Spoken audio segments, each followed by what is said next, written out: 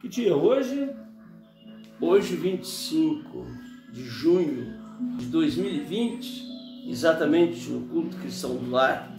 Quinta-feira. Quinta-feira, 19 horas e 59 minutos. Certo. Nós estamos falando. O que nós estamos fazendo? Gravando as mensagens de poesia mediúnica. Só um minutinho. Ó, tem um trabalho que chama Mensagens e Poesias Mediúnicas, discografia de Edson Flávio Lucênio. Ele montou vários cadernos de A a Z. Nós estamos fazendo no caderno IM uma leitura específica de um trabalho muito interessante chamado Manim de Pafos. Quem é Manim de Pafos? Manim de Pafos era um centurião que recebeu uma responsabilidade de prender Jesus. E ele, ali próximo à Mesopotâmia, saiu com um grupo, né, para prender Jesus. Porém, no meio do caminho, ele teve que parar para descansar. E durante o sono, ele teve um encontro com Jesus. E ali mesmo, naquele lugar, né, depois que ele acordou, ele apresentou o sonho para os colegas, todo mundo riu dele. Ali tinham representantes de Herodes, no caso, que havia dado a ordem para prendê-lo. E o representante de Herodes fala para ele: ó, se você não cumprir a ordem que você recebeu, de prender lá o rebelde, né, o nazareno e tal, você vai ter problemas, né? Porque afinal de contas você é um subordinado do exército e tal. Ele falou: pode fazer comigo o que vocês quiserem, que eu não vou cumprir essa ordem. Ele abandona tudo e ao final, na hora que ele está indo embora, ele sai com a família para uma determinada região, ele tem um encontro com Jesus realmente, mas um encontro com Jesus em desdobramento. Jesus estava desdobrado, se apresenta para ele, faz um comentário a respeito dessa passagem que ele teve, e o Manim, no caso, vem e aproveitando a mediunidade do Sr. Edson, conta essa história. Esse aqui conta a vida dele, ó. Aqui. Aí falando sobre o local. A existência. Quer que leia? Ó, só para que a gente tenha assim, uma riqueza histórica a respeito do ocorrido, a gente fez uma pesquisa de termos usados no assunto, chamado Mesopotâmia, Pafos e Herodes Antipas. Mesopotâmia é uma região situada na atual região do Iraque, a leste da Síria, entre os rios Tigre e Eufrates. Seu nome de origem grega significa entre rios. As comunidades mais antigas datam de 7000 a.C. e aí floresceram diversas civilizações no século 6 a.C., foi incorporada ao Império Persa. Em relação a Pafos, Pafos você escreve com P-A-P-H-O-S, Pafos com P-H. Isso está em Atos 13, 6 a 13. Pigmalião, na mitologia romana, escultor de Chipre. Durante muitos meses dedicou-se a esculpir uma mulher belíssima e acabou se apaixonando loucamente pela estátua. Suplicou então a Vênus que ele mandasse uma mulher semelhante à sua obra. A jovem, a quem Pigmalião chamou de Galateia, correspondeu ao seu amor e lhe deu um filho, de nome Pafos. Então a origem do nome Pafos, que é uma cidade, né? Com PH, lembrando. Herodes Antipas. Herodes Antipas, isso aconteceu no século 21 a.C. até o século 39 depois de Cristo. Tetrarca da Galileia e Pérea. No século 4 a.C.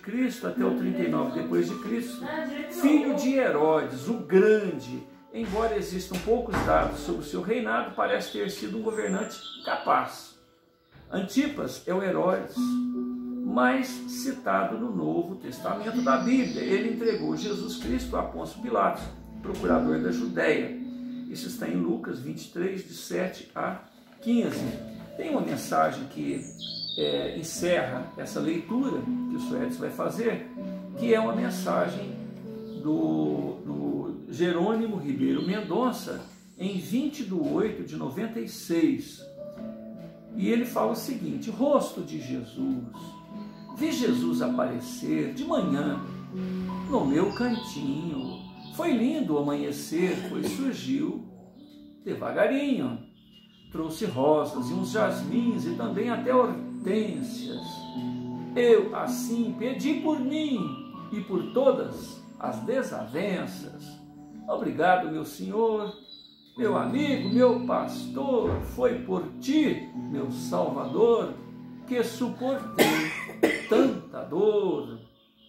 Agradeço e me despeço por tudo que consegui dou.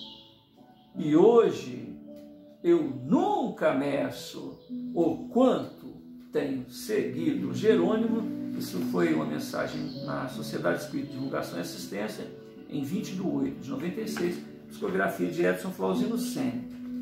Que vê isso, Edson? Só para... É 4, 3, 4. Que vê. Maninho de Pafos. Então, a mensagem, no caso, o senhor Edson vai ler.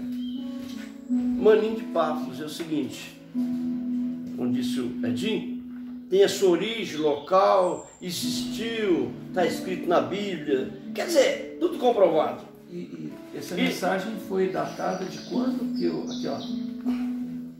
Foi 8 de outubro de 77. Em 8 de outubro de 1977, num culto no lar, eu disse que foi o Pafos, mas não foi, não. Foi o Johan. O espírito foi o Jorge, o espírito. Que agora Maninho de Pafos foi um Paulo de Tarso, pronto, mais nada, é o mesmo seguido. É uma história semelhante. Semelhante, um foi seguido e o outro a mesma coisa. Falaremos da vida de um comandante subordinado a Herodes, que teve por encargo a captura e prisão do Cristo próximo à Mesopotâmia. Porém, em sonho revelador, foi formado o caráter missionário de Jesus. Ao acordar, abdica-se da missão e por esta decisão foi escarnecido pelos companheiros, mas glorificado por Jesus em uma bela visão. A chamada reunião de Pafos era uma simples brincadeira de sociedade promovida para divertir a autoridade da alta cúpula. Alguns aristocratas que ali compareceram de quando em vez, que chegavam de outras províncias e se instalavam naquele lugar. Reunião esta ocorrida em uma cidade denominada Pafos, daí a origem da referida expressão. E naquela oportunidade conversavam e se decidiam altos negócios da corte do rei, se procurava saber notícias do povo e do que pensavam a respeito de Herodes, rei que dominava toda a região.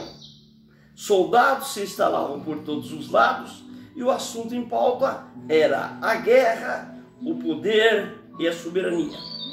Acima de tudo diziam que rei Herodes, de sua autoridade, que era inquestionável e reverenciada. Havia ali um soldado graduado, responsável pelo exército daquela cidade, e também um pequeno setor da Judéia, que ficava além do Jordão, local do batismo de Euá ben Ioê. Yashua ben Yosef. Apesar de Jesus, feito por João Batista no século I. Apesar do cargo, Maninho não apreciava as guerras, alinhava seu ofício para garantir as benesses de seu povo, graduado no exército. De sua posição privilegiada, sempre que se tratava oportuno, realizava algum bem, mas sempre precavido em relações a Herodes, seus superiores, os bajuladores do rei, bem como seus próprios soldados, que em maioria eram violentos, sanguinários, aproveitadores de ocasiões. Assim lidava com esmero e habilidade o poderoso militar, sempre tentando ser pragmático. Sabia se fazer respeitar em seu tão elevado cargo e função. O tempo passava e Manin tenta agradar a todos e se manter como pode no encargo, todavia sempre atento ao cumprimento do dever, obedecendo às ordens. Às vezes o fazia, mesmo a contragosto, para acalmar a violência que existia entre os seus comandados, que na maioria não passava de animalia, elevada à condição de representantes do poder legal dominante e uniformizado à ocasião. Certa feita, soube da existência de um justo Rabone, mestre entre os judeus, conhecido por Jesus, e como tivesse esses conflitos em seu mundo íntimo, resolveu procurá-lo com intuito de esclarecimento. Mas mal havia saído da cidade e recebeu a espinhosa incumbência de procurá-lo com o ofício de prendê-lo, e por isso entristeceu. Entretanto, foi uma ordem real e deveria desincumbir-se de mais alta aquela missão. Em seu mundo íntimo, sabia por antecipação que alguma coisa de diferente em sua vida iria acontecer quando se encontrasse com aquele Messias Nazareno. Preparou a tropa e partiu em direção ao sul da Mesopotâmia, em busca do precioso Rei dos Reis. Muito se viajou e fizeram paradas aqui, ali, ora dormindo em pousadas, ora sobre as árvores ou ao relento. Tinham por travesseiros apenas pedras do caminho e cobertores os próprios mantos e panos que o trouxeram no dorso dos animais. Na oportunidade dessas paradas, os soldados comentavam entre si que o tal rei poderia oferecer muita resistência e, portanto, deveriam manter-se precavido das prováveis forças armadas do esperto líder agitador travestido de Messias. Provavelmente ele teria o intento de destronar Herodes e tomar conta de toda aquela região. Sol a pino passavam por local onde árvores altas e sombreiras convidavam ao descanso de todos. Pensando assim, Manin, a bem da saúde da tropa e do êxito da tarefa, se decidiu pela parada por cerca de 1 hora, suficiente para o refazimento das energias de todos. Manin acostou-se em uma das árvores e, após as ordens de praxe, junto ao sentinela, tira um cochilo. Em sonho, aquele dirigente marchava com seu exército em direção ao cumprimento de seu dever, até avistar um homem alto, 1,85 m, forte, pele bronzeada e firme, manto claro e empoeirado ao corpo, fechado ao peito por uma cinta em laço confeccionada do mesmo material. Manin observou que tal pessoa apoiava ambas as mãos nas bordas da túnica, cujas abas se cruzavam no peito. Barba semi-cerrada, crespa, castanho médio, escuro, e que não se ia até as costeletas. Cabelos longos, pouco cacheado, castanhos, avermelhados, jogados aos ombros e penteado com as próprias mãos. Os cabelos desciam cerca de 1 palmo abaixo da nuca. Não possuía bigode regular com lábios meio, donde as palavras que saíam daquela boca jamais titubeariam. Seus olhos castanho escuro eram muitas vivazes, sereno e firme, muito diferente dos de qualquer outro homem que esteve sobre a terra. Precatas aos pés, confeccionadas em couro cru, com 3 tiras com apoio aos pés, 2 ao dorso do pé e uma ao calcanhar, que se unia à tira do meio. As alpacas tinham solado forte com cerca de 1 centímetro de espessura. O rabino estava sozinho, mas ao fundo, a cerca de uns 100 metros, seus seguidores o aguardavam. Umas 15 pessoas, todos se mostravam receosos a aproximação de Manim e seus soldados. Enquanto o exército se aproximava, o pregador abaixou-se, tomou de alguns minúsculos cascaios e o espalhou à sua frente, como quem houvesse escolhido e distribuído parcimoniosamente. Neste ato, dava a entender a Manim que ele seria mais um dos eleitos no chão da terra, como fiel cumpridor dos desígnios do Pai. E, ao aproximar-se mais, pôde observar o caráter firme e a serenidade do rosto do mestre, que aguarda a chegada daquela comitiva. Distando do rabino cerca de uns 20 metros, Manim desce do animal e vai caminhando em direção ao Messias. Sentiu um forte impacto, como de um choque. Seu corpo todo estremeceu e mal conseguiu manter-se de pé. Percebeu o destemor daquele homem e, ato contínuo, verificou que ele podia ler todos os seus pensamentos e que sabia por antecipação os atos vindouros. As pernas de Manim pareciam não lhe atender ao comando. Então o mestre torna a iniciativa de vir em sua direção e pousar sobre ele seu transparente olhar. O tempo parece não passar a Manim, apenas olha e admira a coragem, firmeza e confiança daquele homem à sua frente. Os soldados de Manim, cerca de 80, sem sua ordem, avançavam em direção ao mestre no propósito de imobilizá-lo. E agem as praxes, ou seja, se manifestando de maneira violenta e rude, buscando cumprir o desiderato de que estava incumbido desde Pafos ao que o comandante faz um sinal. Experiente, o comandante faz um sinal, que aguardem a sua decisão. Inesperadamente, o mestre dirige a palavra e fala: Manim de Pafos, leve-me, cumpra com o seu dever, pois que estou pronto para aquele comandante. E vê-se cada vez mais aturdido e emocionante com aquele encontro. Foi como se um raio o houvesse atingido. Diante daquele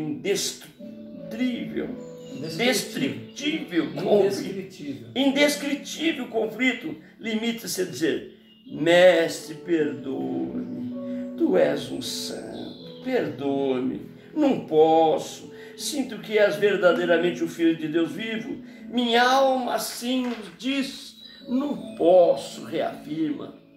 O mestre retoma o diálogo, ele questiona: Manim, que dirão seus superiores subordinados? Não tens medo? Cumpra definitivamente com o seu dever. Teus pares te tomarão por covarde. Todo o teu patrimônio material te terá tirado. Açoitar-te-ão até a morte, ou, por acaso, acha que te pouparão? Valerá a pena passar por tudo isso desobedecendo a ordem de Herodes?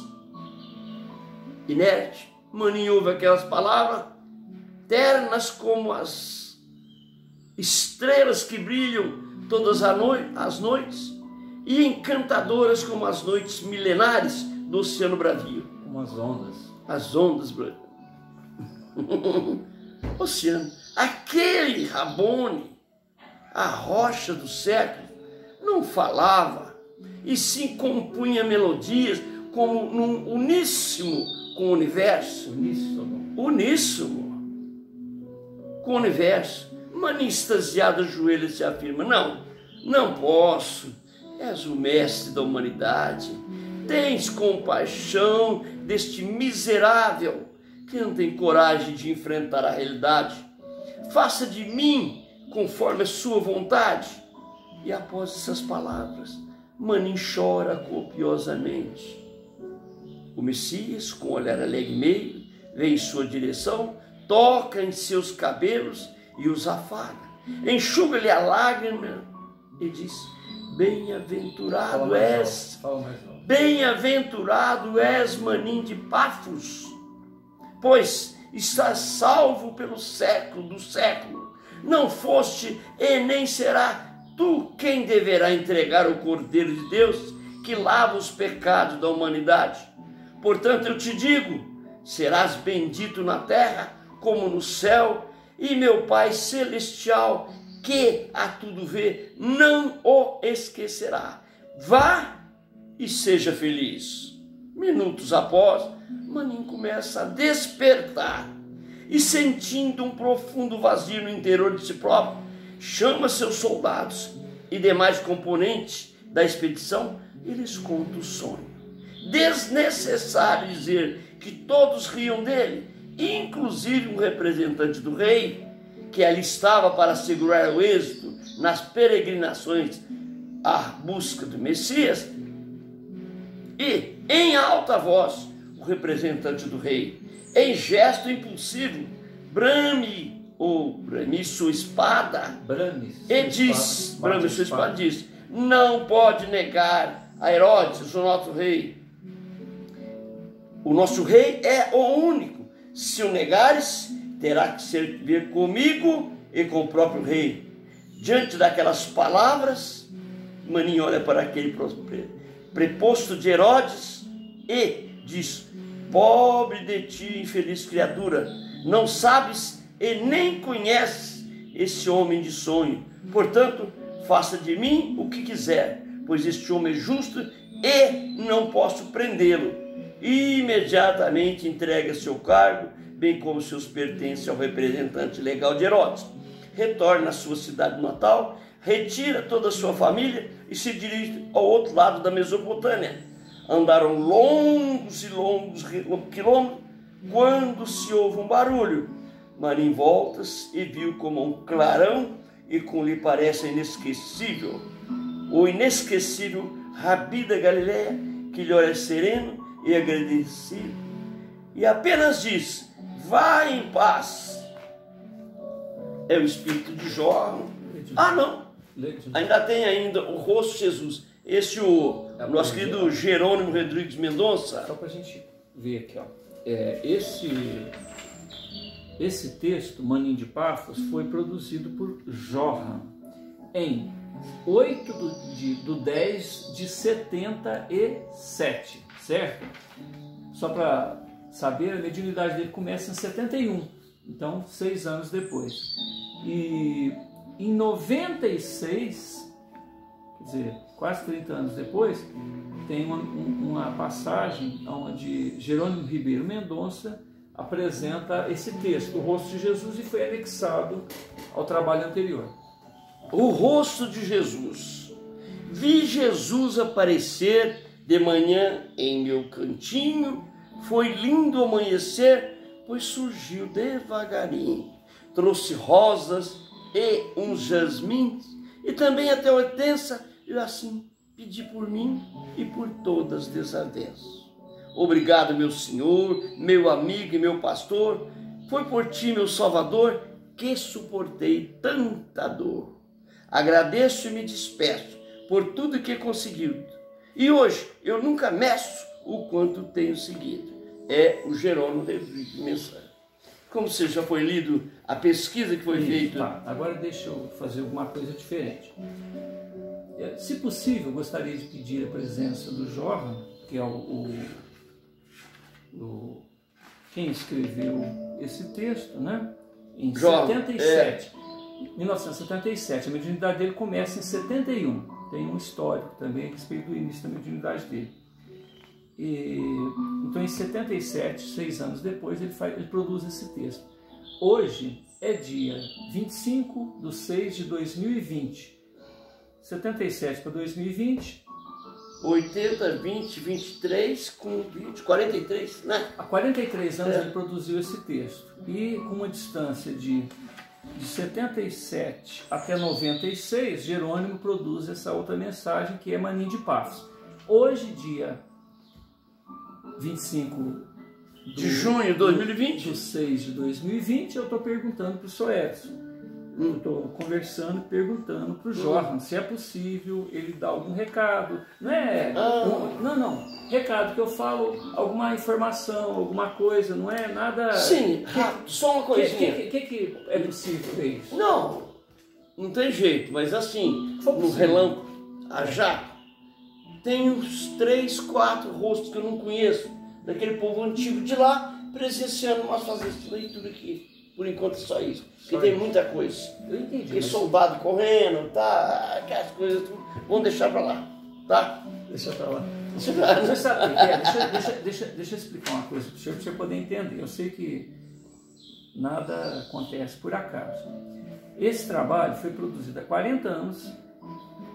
Alguns anos depois, o Jerônimo dá um outro recado. Exato. E hoje, que a gente está gravando, e isso é para a posteridade, vamos dizer assim, eu estou perguntando se é possível, entenda bem, se é possível, dá uma acalmada. Outra informação. Dá uma acalmada, estou conversando com o Jorge, certo? Porque aqui montou-se uma igreja, vamos dizer assim, não é? Não é a noiva que passou? Só para vocês entenderem, na última reunião que a gente teve, na hora de fazer a prece, ele... Oi, a noiva passou, quer dizer, a noiva, num aspecto simbólico, é uma igreja, é uma agremiação, pessoas que estão buscando informações a respeito do Cristo, não é isso? A noiva é esse grupo, né?